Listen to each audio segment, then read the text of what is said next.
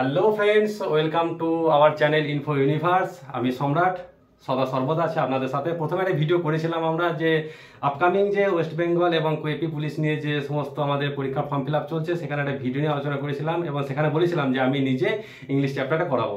তো বিশেষ করে বিভিন্ন কম্পিটিটিভ পরীক্ষা, সেটা রাজ্য সরকারে হোক বা কেন্দ্র সরকারে হোক, প্রত্যেকটা পরীক্ষাতে আমাদের যে মেন পার্ট বিশেষ করে ম্যাথ এবং ইংলিশ, সেটা আমাদের বিশেষ করে জোর দিতে হবে। এবং বিশেষ করে আমরা যারা বেঙ্গলি মিডিয়ামের স্টুডেন্ট, তাদের ক্ষেত্রে কি হয়, ইংলিশ নিয়ে একটা বিরাট ভীতি থাকে যে কি করে আমরা ইংলিশ পার্টটা কভার করব, কি করে আমরা ইংলিশটা সলভ করব।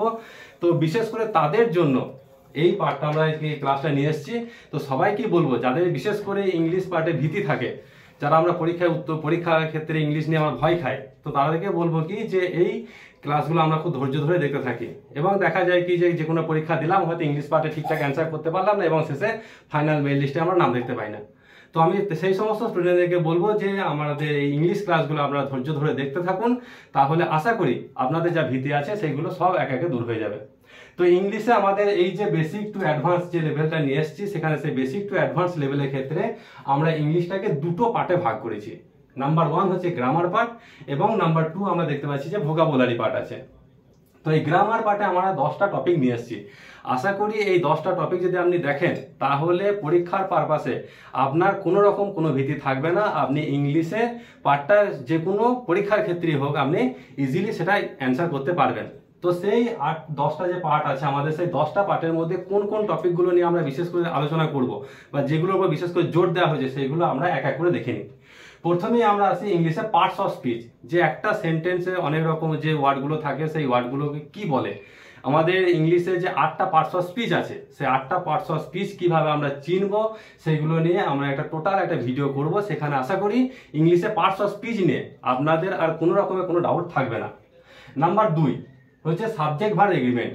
ইংলিশের এটা একটা খুবই vital part, subject verb agreement. আমাদের বিভিন্ন সেন্টেন্স এই পরীক্ষার ক্ষেত্রে আমাদের ফিল ইন দ্য ব্ল্যাঙ্কস দেওয়া থাকে। এছাড়াও আমাদের যে স্পটিং এরর থাকে, সেখানে সাবজেক্ট ভার্ব এগ্রিমেন্ট নিয়ে অনেক আমাদের কি দেওয়া থাকে, কোশ্চেন দেওয়া থাকে। তো সেইগুলোর ক্ষেত্রে সাবজেক্ট ভার্ব এগ্রিমেন্টের ক্ষেত্রে আমরা কিভাবে সলভ করব, অর্থাৎ কোন সাবজেক্টের ক্ষেত্রে কি ভার্ব বসবে, সেগুলো নিয়ে আমরা ডিটেলসে আমরা একটা ক্লাস দেবো। সেগুলো আপনারা অবশ্যই ধৈর্য ধরে দেখতে থাকবেন।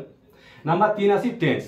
টেন্স এটা একটা বিরাট গুরুত্বপূর্ণ পার্ট। আমাদের বিভিন্ন পরীক্ষাতে, বিশেষ করে রাজ্য সরকার এবং কেন্দ্র সরকারের ক্ষেত্রে যে সমস্ত পরীক্ষাগুলো আছে, সেখানে টেন্সটা খুবই গুরুত্বপূর্ণ। এছাড়াও বিভিন্ন এই যে সাব ইন্সপেক্টর হোক বা WBCS পরীক্ষার ক্ষেত্রে আমাদের যে ডেসক্রিপটিভ পার্টটা থাকে, সেই ডেসক্রিপটিভ পার্টে কি হয়, আমাদেরকে একটা প্যারাগ্রাফ লিখতে হয়। তো সেই প্যারাগ্রাফ লিখতে গেলে আমাকে টেন্সের আইডিয়াটা অবশ্যই আমাদের থাকতে হবে। নাম্বার 4 হচ্ছে ভয়েস চেঞ্জ।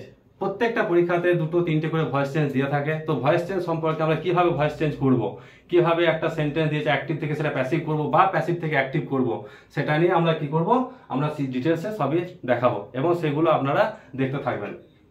5 নাম্বার হচ্ছে ন্যারেশন চেঞ্জ। ঠিক ভয়েস চেঞ্জের মতো ন্যারেশন চেঞ্জের ক্ষেত্রে কি হয়, প্রত্যেকটা পরীক্ষাতে এরকম 2-3টে করে ন্যারেশন চেঞ্জ দেওয়া থাকে এবং সেটা ডাইরেক্ট স্পিচে বা ইনডাইরেক্ট স্পিচে দেওয়া থাকে। সেগুলো আমরা কিভাবে সলভ করব, অর্থাৎ একটা ডাইরেক্ট স্পিচ থেকে কিভাবে ইনডাইরেক্ট স্পিচে যাব, বা একটা ইনডাইরেক্ট স্পিচ দেওয়া আছে হয়তো, সেটা ডাইরেক্ট স্পিচে কিভাবে আসবো, তো সেগুলো একে একে শেখানো হবে। এবার আসি আমরা ভার্বে। ভার্বে 2টো পার্ট, একটা বেসিক আছে এবং একটা অ্যাডভান্স আছে। ভার্বের মধ্যে বেসিক পার্টে কি কি আছে এবং অ্যাডভান্স পার্টে কি কি আছে, সেগুলো আমরা কি করব, এক এক করে আলোচনা করব। সেগুলো আপনারা শুধু দেখতে থাকুন। আশা করি ভার্ব নিয়ে এর পরবর্তীকালে আপনার আর কোনো রকম কোনো সন্দেহ থাকবে না।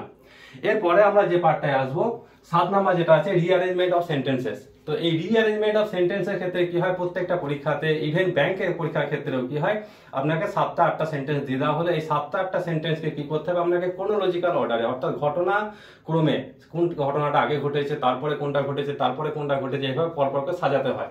তো সেই সেন্টেন্সগুলো কিভাবে সাজাবেন, কোনগুলো আপনাকে বিশেষ করে সেন্টেন্সে কি ওয়ার্ড কোনগুলো দেখলে আপনি বুঝতে পারবেন, তো সেইগুলো আপনাকে, সেই সমস্ত ট্রিক্সগুলো কি করব, এখানে আমরা দেখাবো।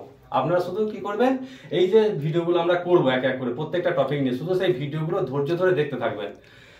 তারপর আছে আমরা আর্টিকেল। আর্টিকেল নিয়ে আমরা অনেক বেসিক লেভেল থেকে শিখে এসেছি আর্টিকেল, কিন্তু মেন পরীক্ষা যেগুলো আমাদের পরীক্ষাতে আর্টিকেল সম্বন্ধে যে সমস্ত কোশ্চেনগুলো আসে, যে আর্টিকেল কোথায় ইউজ হয় এবং কোন কোন জায়গার ক্ষেত্রে আর্টিকেল ইউজ করা যায় না, এবং সেইগুলো আমরা আলোচনা করব। বিশেষ করে এই আর্টিকেলটা আমাদের যে স্পটিং এরর থাকে, যে একটা সেন্টেন্স দেওয়া থাকলো, সেই সেন্টেন্সে 4-5টা পার্ট থাকে এবং সেখানে বলে দেওয়া হলো কোন পার্টে এরর আছে। তো আর্টিকেল নিয়ে এরকম স্পটিং এররে প্রচুর সেন্টেন্স দেওয়া থাকে। তো সেইগুলো যদি আমরা এই ক্লাসগুলো লক্ষ্য করি বা ফলো করি আগে আগে, তাহলে আশা করি এই আর্টিকেল নিয়ে আপনাদের কোনো রকম কোনো ডাউট থাকবে না। তারপরে আছে আমরা কোশ্চেন ট্যাগ। সেন্টারে বিভিন্ন স্টাফ সিলেকশনের ক্ষেত্রে পরীক্ষায় অনেক কোশ্চেন ট্যাগ নিয়ে কোশ্চেন আসে, তো সেই কোশ্চেন ট্যাগ নিয়ে কিভাবে করব আমরা সেগুলো আমরা দেখাবো। এবং নাম্বার 10 হচ্ছে সেন্টেন্সেস, যে আমাদের ইংলিশ গ্রামারের ক্ষেত্রে যে 5 রকম সেন্টেন্স আছে, যেটা আমার ভয়েস চেঞ্জ এবং ন্যারেশন চেঞ্জের ক্ষেত্রে খুবই উপকারী এবং সেটা খুবই লাগবে। যে একটা 5টা সেন্টেন্স আছে, একটা সেন্টেন্স থেকে আরেকটা সেন্টেন্সে কিভাবে কনভার্ট করতে হবে, বা এটা কোন সেন্টেন্সে দিয়েছে, যে অ্যাসার্টিভ সেন্টেন্স বা ইন্টারোগেটিভ সেন্টেন্সের ক্ষেত্রে ভয়েস চেঞ্জ ন্যারেশন চেঞ্জ কিভাবে হয়, তো সেইগুলো নিয়ে আমরা কি করব, এক এক করে আলোচনা করব। আমাদের ইংলিশে একটা গুরুত্বপূর্ণ পার্ট হলো ভোকাবুলারি পার্ট। তো এই ভোকাবুলারির মধ্যে কি কি আছে? সিনোনিমস আছে, অ্যান্টোনিমস আছে, ওয়ান ওয়ার্ড সাবস্টিটিউশন আছে, idiom, phrase, proverb, phrasal verb, এইগুলো।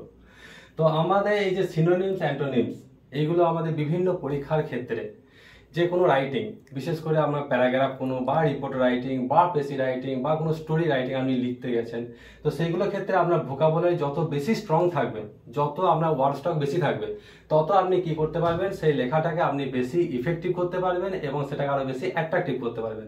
এবং পরীক্ষার ক্ষেত্রে দেখা গেল আর 5 জনের ক্ষেত্রে কি হলো, আর 5 জনের থেকে আপনার লেখার স্কোরটা আরো বেশি হয়ে গেল। তো এবার দ্বিতীয় কোশ্চেন হচ্ছে যে ভোকাবুলারি পার্টটা আমরা ইনক্রিজ করব কি করে। তো এই ভোকাবুলারি পার্টটা ইনক্রিজ করতে গেলে আমি আপনাদেরকে অবশ্যই বলবো, আমরা কি করব, ডেইলি বেসিসে ইংলিশ নিউজ পেপার ফলো করব। এবং ইংলিশ নিউজ পেপার পড়ার সময়ে যে সমস্ত নতুন নতুন ওয়ার্ডগুলো আসবে, সেই ওয়ার্ডগুলো আমরা কোনো ডায়েরিতে হোক বা কোনো খাতাতে আমরা কি করবো, লিখে রাখবো। এছাড়াও বিভিন্ন ইংলিশের বই, যেমন গল্পের বই হতে পারে, কোনো নভেল হতে পারে, কোনো এসে হতে পারে, তো এই সমস্ত বইগুলো আমরা পড়তে থাকবো। এবং এছাড়াও আমাদের বাজারে বিভিন্ন কম্পিটিটিভ বই পাওয়া যায়, সেই সমস্ত বইগুলো আমরা ফলো করে কি করতে হবে, এই সমস্ত ওয়ার্ডগুলো আমরা রেগুলার বেসিসে পড়তে থাকবো। তাহলে কি হবে, আমাদের এই সমস্ত ভোকাবুলারি পার্টটা আস্তে আস্তে স্ট্রং হবে। তো ভিডিওটা আজকে পর্যন্তই। তো সবাইকে ভিডিও দেখার জন্য অনেক অনেক ধন্যবাদ। যারা ভিডিওটা দেখলেন তারা অবশ্যই লাইক, শেয়ার, কমেন্ট অবশ্যই করবেন, এবং চ্যানেলটাতে যারা নতুন আছেন তারা চ্যানেলটিকে সাবস্ক্রাইব করে বেল আইকনটি টিপে রাখবেন, যাতে করে এরকম নতুন নতুন ভিডিওর নোটিফিকেশনটা আপনার মিস না যায়। সবাইকে অনেক অনেক ধন্যবাদ, এবং সবাই ভালো থাকবেন, সুস্থ থাকবেন, এবং সামনে আপকামিং যে সমস্ত এক্সামগুলো আসছে সেগুলোর জন্য জোরদার বিশেষ করে প্রিপারেশন নিতে থাকুন। আশা করি আপনি আপনার ফাইনাল ডেস্টিনেশনে পৌঁছাবেনই একদম।